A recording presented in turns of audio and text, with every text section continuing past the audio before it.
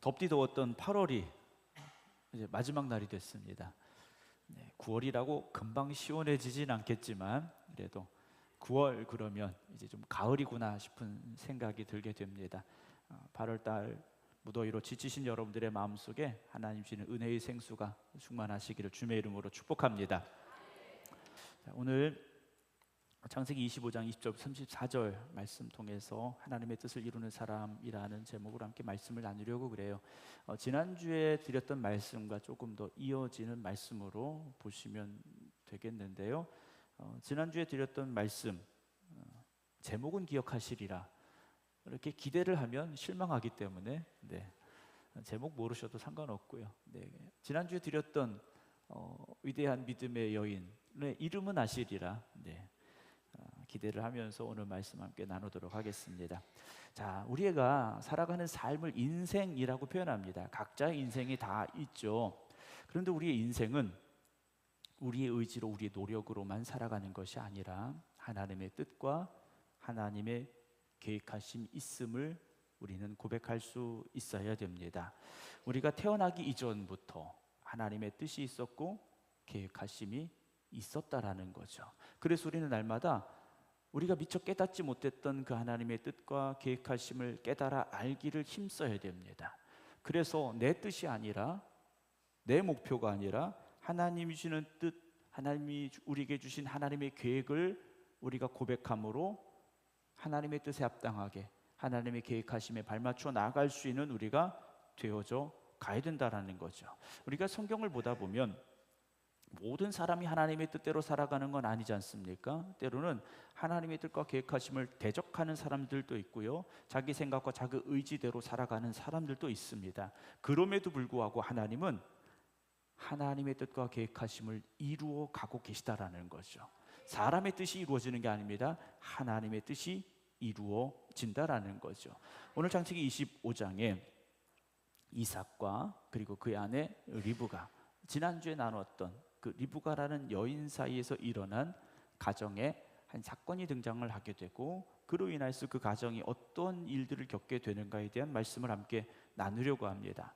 오늘 21절 보게 되면 이삭이 그의 아내 리브가가 임신하지 못함으로 그를 위하여 여호와께 간구했다라고 되어 있습니다.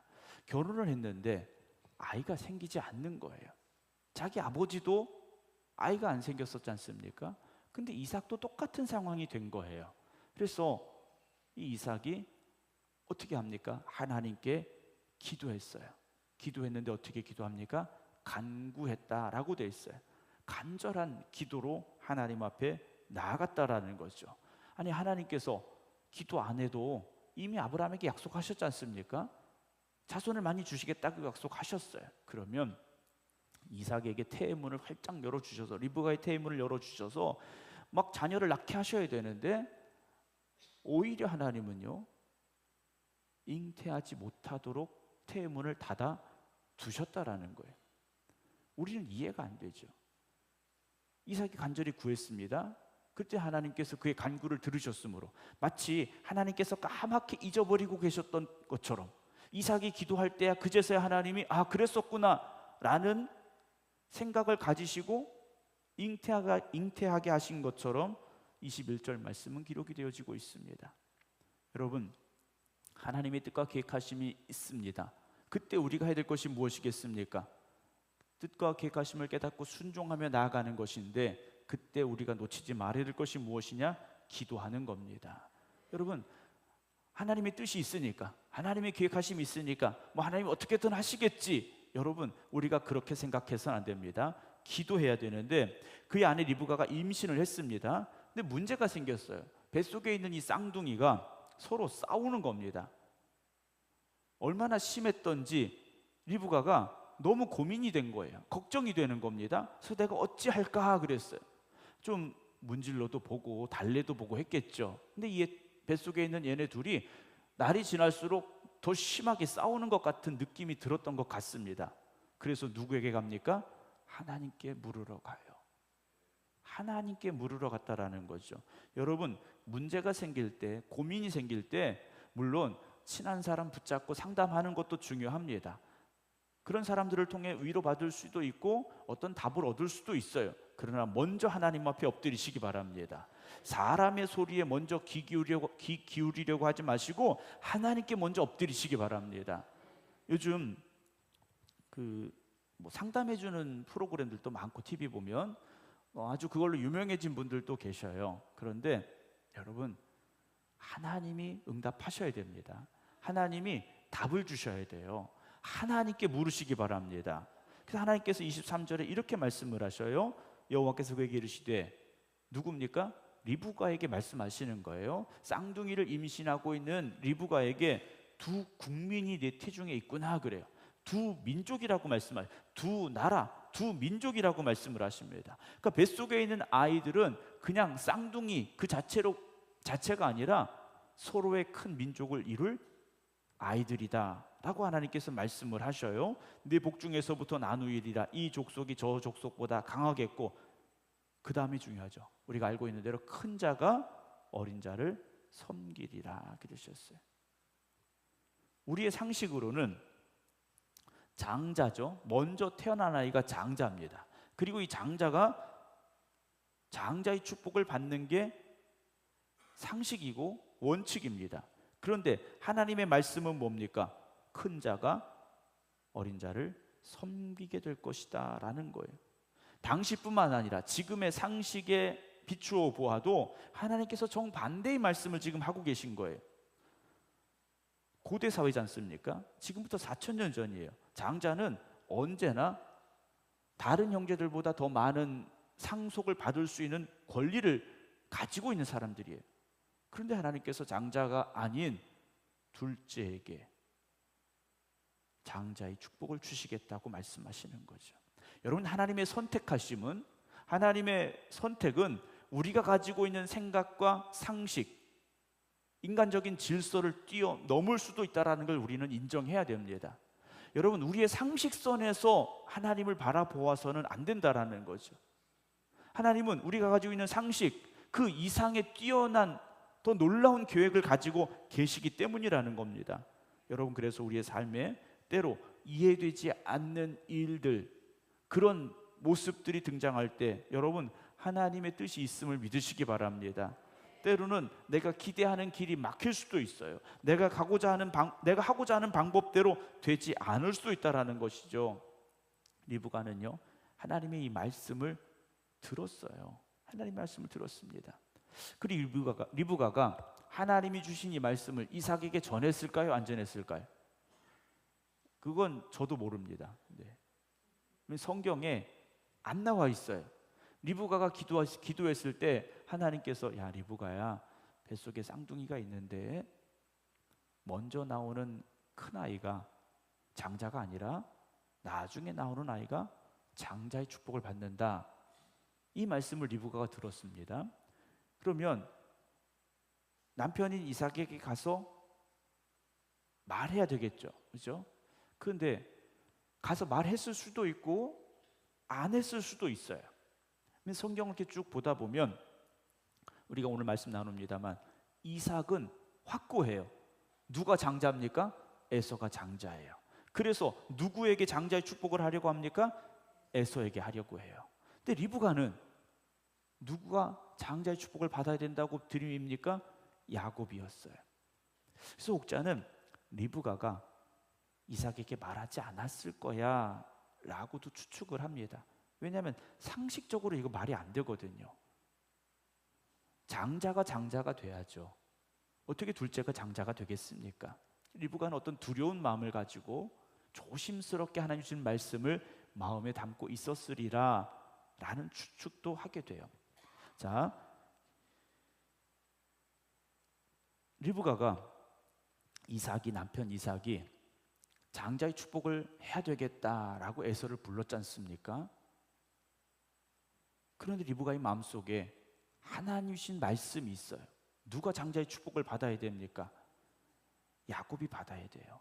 어머니의 마음속에는 야곱이 더 예뻐서, 물론 성경을 보면 이삭은 사냥해온 사냥감으로 음식을 만들어 온 그 음식을 좋아해서 에서를 더 사랑하고, 리브가는 장막에 같이 있었던, 늘 같이 있었던 야곱을 사랑한 것으로 표현이 되기도 합니다만, 이삭은 장자는 에서, 리브가는 아니야, 하나님이 세우시는 장자는 야곱이야, 이 두 생각을 가지고 있었다라는 거예요.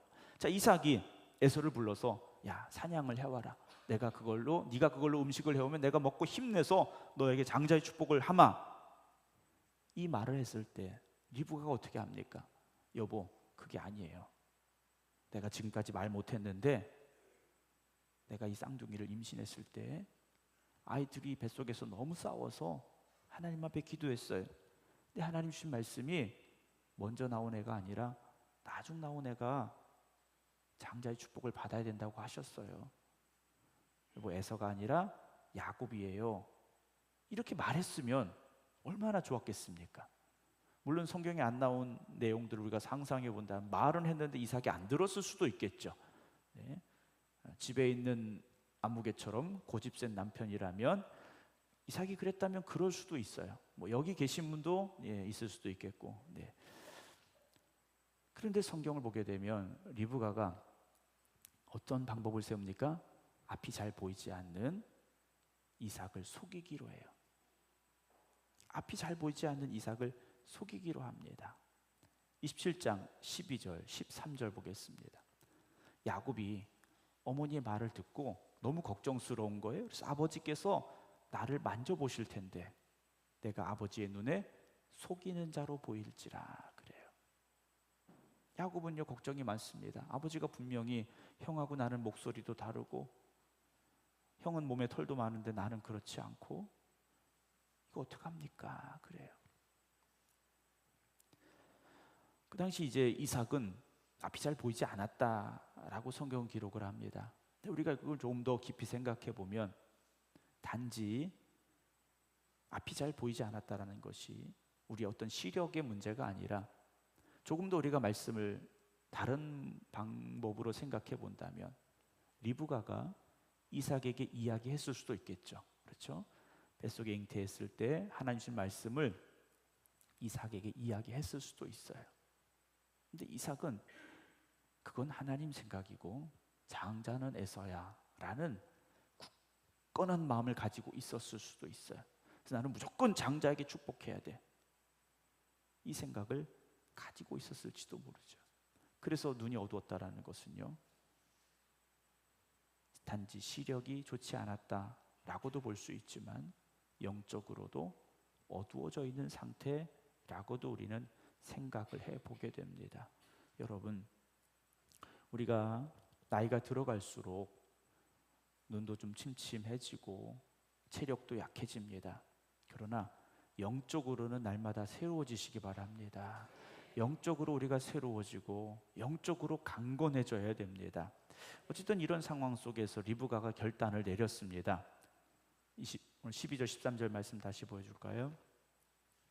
야곱이 그래요. 복은 고사하고 장자의 축복은 고사하고 내가 아버지한테 아버지를 속인 것이 발각이 되면 저주를 받을까 걱정됩니다. 그랬어요. 그랬더니 어머니 리브가가 야곱한테 말합니다. 내 아들아, 너의 저주는 내게로 돌리리니 내 말만 따르고 가서 가져와라. 그래요.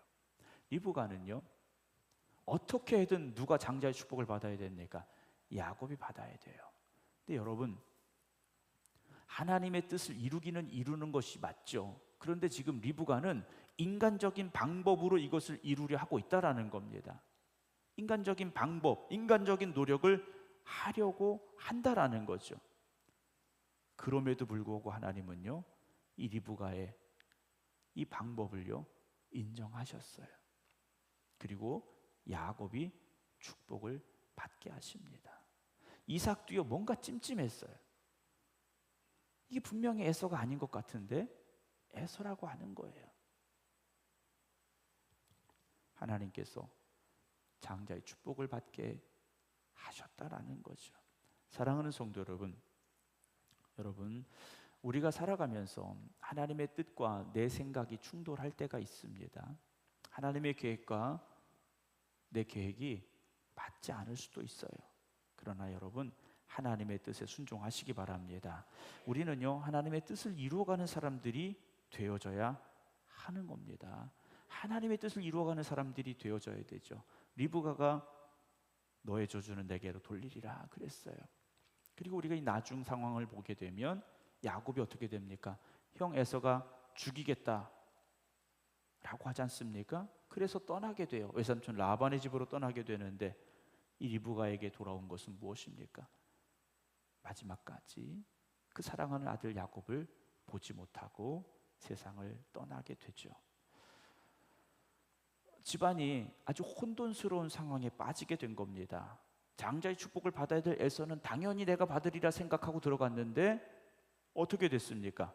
받을 축복이 없는 거예요. 받을 축복이 없는 겁니다. 이삭이요 모든 축복을 야곱에게 쏟아 부은 겁니다. 27장 34절 보면 에서가 그의 아버지의 말을 듣고 소리내어 울며 아버지에게 이르되 내 아버지여 내게 축복하소서. 야곱에게 했던 것처럼 나한테도 축복해 주세요 라고 눈물을 흘리며 통곡을 합니다. 그런데 이삭이 해줄 축복이 없는 거예요. 27장 41절입니다. 그의 아버지가 야곱에게 축복한 그 축복으로 말미암아 에서가 야곱을 미워해요. 그렇죠. 에서 입장에서는 자기가 받아야 될 장자의 축복을 하루아침에 동생이 뺏어간 겁니다. 내 건데 야곱이 가져간 거예요. 그래서 심중에 이 에서가 야곱을 미워하는데 미워함이 커지니까 어떻게 됩니까? 심중에 이르기를 아버지를 곡할 때가 가까웠은즉 우리 아버지 이제 얼마 안 있으면 돌아가실 거야. 내가 그때가 되면 아우 야곱을 죽이리라. 에서가요 동생을 죽이겠다라는 마음을 가지게 됩니다. 여러분 우리도요 그럴 수 있습니다. 내 것을 뺏기는 건 당연한 게 아닙니다. 내 것을 뺏기는 건 즐거운 일이 아닙니다. 그래서 누군가가 나에게 해를 끼치고 나를 힘들게 하면 우리 마음속에 미움이 찾아오게 돼 있어요. 분노가 일어나게 돼 있어요.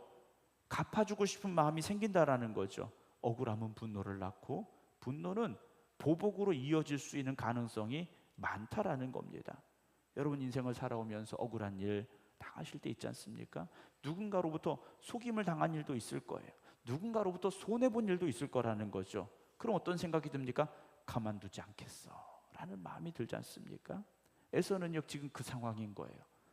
아버지를 속이고 내가 받아야 될 장자의 축복을 모조리 받은 이 야곱이 너무나도 미운 거예요. 그래서 죽이겠다라고 말합니다. 그런데요 잠언 16장에 보면 노하기를 더디하는 자는 용사보다 낫고 자기의 마음을 다스리는 자는 성을 빼앗는 자보다 낫다라고 그랬어요. 여러분 우리의 마음에 분노가 안 생길 수는 없습니다. 미움이 안 생길 수는 없어요. 그러나 노하기를 더디하는 자가 되시기 바랍니다. 에베소 4장 26절입니다. 분을 내어도 죄를 짓지는 말자라는 거죠. 우리가 분이 날 수 있어요. 미운 마음이 들 수 있어요. 그러나 그것이 죄가 되지는 말아야 됩니다. 자, 에서가 동생을 죽여버리겠다라는 마음을 가졌어요. 그런데 아버지가 살아계시는 동안에는 내가 참겠다 그래요. 내가 참겠다. 여러분 그래도 에서는요 그 분노에 휩싸였지만 지금 당장 동생을 죽이지는 않겠다라고 어쨌든 참아내고 있다라는 거죠. 그러던 와중에 어떻게 됩니까? 야곱이 도망을 쳐버린 거예요. 에서의 마음이 어땠을까요? 돌아오기만 해봐라 그랬겠죠.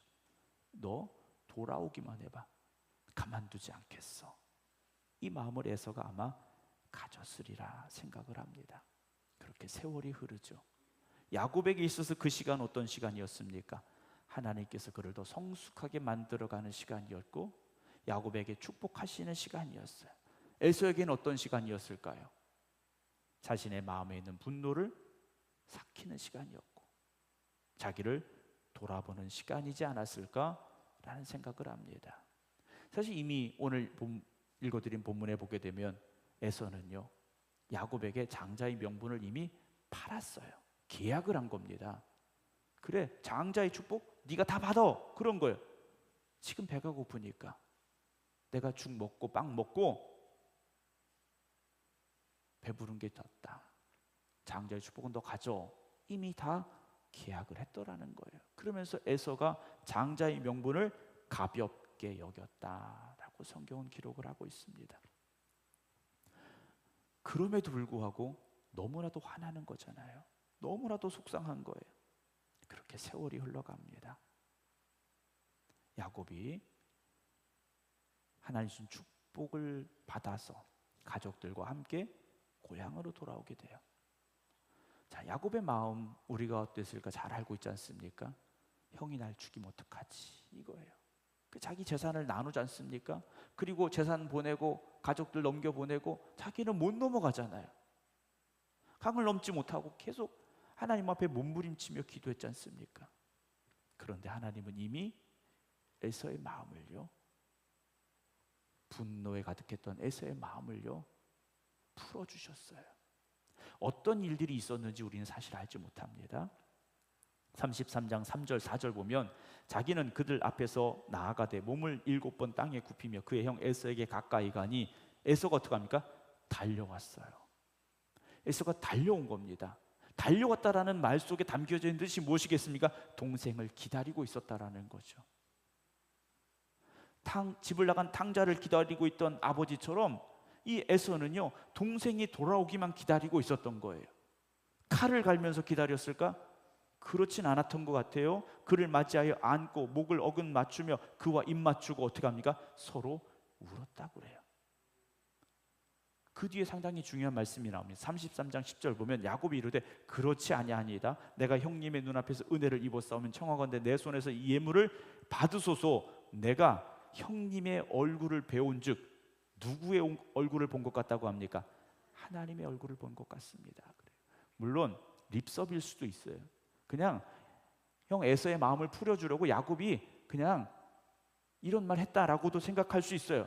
그러나 말씀 그대로 본다면 형님이 나를 기쁘게 맞아준 이 얼굴, 형님의 얼굴을 보니, 에서의 얼굴을 보니 그 전에 나를 죽이려 했던 그 얼굴이 아니라 하나님의 얼굴입니다. 그래요.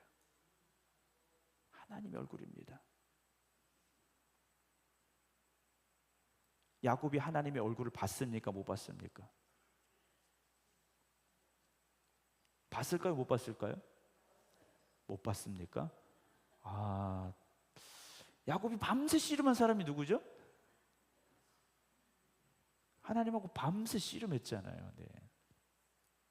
하나님께서 네가 나 이겼다고 말씀하셨잖아요. 물론 야곱이 하나님의 얼굴을 정확히 봤는지는 알 수 없지만 형 에서의 얼굴이요 평안해졌습니다. 그 전에 그 얼굴이 아니었다라는 거예요. 세월이 오래 지났으니까 그냥 그랬을 수 있겠다. 여러분 그렇지 않습니다. 여러분 마음속에 있는 그 누군가를 떠올릴 때 아직도 마음이 아프신 분들이 있잖아요. 10년이 지나고 20년이 지나고 40년이 지났어도 그 사람 이야기만 나와도 가슴이 두근거리는 분들도 있을 것이고, 정말 내가 평생에 다시는 그 사람 보고 싶지 않아 라는 생각이 드는 사람도 있을지 몰라요. 에서에게 있어서 야곱은 그런 사람이었을 겁니다. 그런데 오늘 에서를 보게 되면 야곱을 만날 때 그의 얼굴이 하나님의 얼굴 같았어요. 기쁨으로 야곱을 맞아 주었다라는 거죠. 어떻게 이런 일이 있을 수 있을까? 에서도 자기 자신을 돌아보았던 것 같아요. 그리고 야곱이 떠난 이후로 어머니로부터 하나님의 이 뜻하심에 대해서 들었을지도 몰라요. 물론 한번 들었다고 마음이 바뀌는 건 아니겠죠. 그러나 시간이 지나고 지나면서 에서도 하나님의 뜻을 인정하지 않았을까? 그래, 내가 태어나기는 먼저 태어났지만 하나님은 장자의 명분을 가볍게 여긴 내가 아니라 장자의 명분을 소중하게 여긴 야곱을 하나님께서는 장자로 인정하신 걸 거야 라는 그 에서의 결정, 그리고 에서의 결단이 있지 않았을까라는 생각을 해보게 됩니다. 그 시간 동안 하나님의 손길이 에서를 어루만지셨겠죠. 에서의 마음속에 있는 분노를, 그 살인하고자 하는 마음을 하나님께서 하나하나 풀어주셨으리라 생각을 합니다. 에서가 400명의 군대를 이끌고 갑니다. 누가 보기에는 진짜 전쟁하러 가는 에서의 모습으로, 야곱을 죽이겠다고 군대를 이끌고 가는 에서의 모습으로 보였을 수도 있습니다. 그러나 오늘 에서의 모습을 보면 동생을 맞이하러 가는 모습입니다. 동생을 안전하게 집으로 데려오고자 하는 형의 마음이 담겨져 있는 것으로 우리는 생각할 수도 있겠죠. 그 400명이 지금 에서와 야곱이 이렇게 만나는 모습을 목격하고 있습니다. 여러분, 오늘 나의 행동은 누군가에게 그대로 보여지게 됩니다. 나의 말도 나의 행동도 누군가에게 다 보여지고 있다는 거죠. 에서를 바라보는 400명의 이 군대, 어떤 마음이 들었을까요? 만약에 우리가 그 자리에 있었다면, 그 400명 중에 한 명으로 그 자리에 있었다면 우리도 아마 눈시울을 적시지 않았을까요? 에서의 모습을 통해서 우리도 감동받지 않았을까요? 에서가 왜 이렇게 바뀌었을까요? 하나님의 뜻을 인정했기 때문입니다. 누구를 장자로 세우셨을까? 에서가 인정했기 때문이라는 거죠. 에서는요, 이미 그 안에 누가 계신 겁니까? 하나님이 계셨습니다. 그래서 야곱의 입을 통해서 내가 하나님 얼굴을 본 것 같아요 라고 고백할 수밖에 없었더라는 거죠. 36장 6절 보게 되면 에서가 자기 아내들과 자기 자녀들과 자기 집의 모든 사람과 자기의 가축과 자기의 모든 짐승과 자기가 가나안 땅에서 모은 모든 재물을 이끌고 그의 동생 야곱을 떠나 다른 곳으로 갑니다. 이주를 해요. 왜냐하면 7절 8절 두 사람의 소유가 풍부하여 함께 거주할 수 없음이라. 하나님께서요, 야곱만 축복하신 게 아닙니다. 에서도 축복하셨어요. 단지 장자로서의 그 자리를 에서가 빼앗긴 것뿐이지 하나님이 그를 축복하시지 않은 게 아니었다라는 거죠. 여러분, 당장은 우리가 어떤 일로 인하여 서운할 수 있어요. 어떤 일들로 인하여 마음이 아플 수 있어요. 그러나 우리가 회복되어지면 하나님께서 역사하십니다. 하나님께서 더 좋은 것으로 채워 주신다라는 거죠. 그들이 거주하는 땅이 그들의 가축으로 말미암아 그들을 용납할 수 없었더라. 이에 에서 곧 에돔이 세일산에 가서 살았다라고 돼 있어요. 에서가요, 야, 넌 나갔다 왔으니까 떠나. 내가 여기 있을 거야. 내가 여기 계속 살았잖아 라고 말할 수도 있겠죠. 그런데 에서가요, 그 자리를 내려놓고 떠납니다. 왜냐하면 그 땅은 하나님께서 자기 할아버지 아브라함에게 주신 땅이고 자기 아버지 이삭에게 주신 땅이고 이제는 누구에게 주신 땅입니까? 야곱에게 주신 땅이기 때문에 에서는요, 마음을 비우고 동생 야곱에게 모든 것을 넘기며 그 땅을 떠나 갔더라는 거예요. 야곱을 향한 분노를 내려놓을 때 에서는요, 회복되어진 겁니다. 오늘 우리도요, 누군가를 향한 분노가 있을 수 있습니다. 에서 같은 마음을 가질 수 있어요. 그러나 내가 회복되어져야 됩니다. 여러분, 분노와 미움을 마음에 품고 살아가면요, 너무 힘들어요. 오늘 에서를 생각해 보시기 바랍니다. 에서같이 억울한 사람이 누가 있겠습니까? 에서같이 속상한 사람이 누가 있겠습니까? 그런데요, 그 마음속에 하나님이 임재하시고 그의 마음을 하나님이 어루만지실 때 에서는요, 하나님의 뜻을 인정하게 됐고 야곱을 품어 안을 수 있는 사람이 되어졌고 그의 얼굴이요, 하나님같이 됐다라는 거죠. 오늘 저는 여러분들의 얼굴이 에서와 같이 하나님의 얼굴로 누군가에게 보여줄 수 있기를 주님의 이름으로 축원합니다. 에서는요, 자기의 모든 권리를 내려놓았습니다. 장자로서의 권리도 땅의 권리도 다 내려놓았어요. 왜냐하면 하나님의 뜻이 더 크기 때문에, 내 뜻이 아니라 하나님의 뜻이 더 크기 때문에 내려놓았다라는 거죠. 여러분, 하나님의 뜻과 내 뜻이 부딪히면 충돌할 수밖에 없습니다. 하나님의 뜻과 내 주장이 마주치면 충돌할 수밖에 없어요. 여러분, 내 생각을 내려놓으셔야 되고 내 고집도 내려놓으셔야 되고 하나님의 뜻에 순종하는 여러분들이 되어지시기 바랍니다. 이건 당연히 내 권리인데 내가 누려야 될 건데, 여러분, 그렇지 않습니다. 그것도 하나님이 주셔야 누릴 수 있는 거지 않습니까? 오늘도 하나님의 뜻과 계획하심을 여러분 깨달으시기 바랍니다. 그리고 그 뜻을 인정하시기 바랍니다. 그럴 때 우리가 하나님이 주시는 평안함을 누릴 수 있어요. 에서의 마음이 얼마나 평안했겠습니까? 야곱은 형을 만난다는 두려움이 있었을지 모르지만 에서는요, 평안함으로 야곱을 기다리고 있었더라는 거죠. 여러분, 에서가 실패한 사람이 아닙니다. 에서는 실패한 사람이 아니에요. 오히려 그의 얼굴은요, 하나님의 얼굴같이 됐지 않습니까? 그리고 큰 민족을 이루는 사람이 되었다라는 거죠. 여러분, 오늘도 우리가 하나님 앞에 내려놓을 때, 나를 내려놓을 때 하나님의 더 크고 놀라우신 역사를 경험하게 됩니다. 여러분, 우리가 살아가는 삶 속에서 내 뜻을 이루는 사람이 아니라 하나님의 뜻을 이루는 사람, 하나님의 뜻을 이루어가는 자리에 설 수 있는 우리 모두가 되기를 주님의 이름으로 축원합니다. 기도하겠습니다.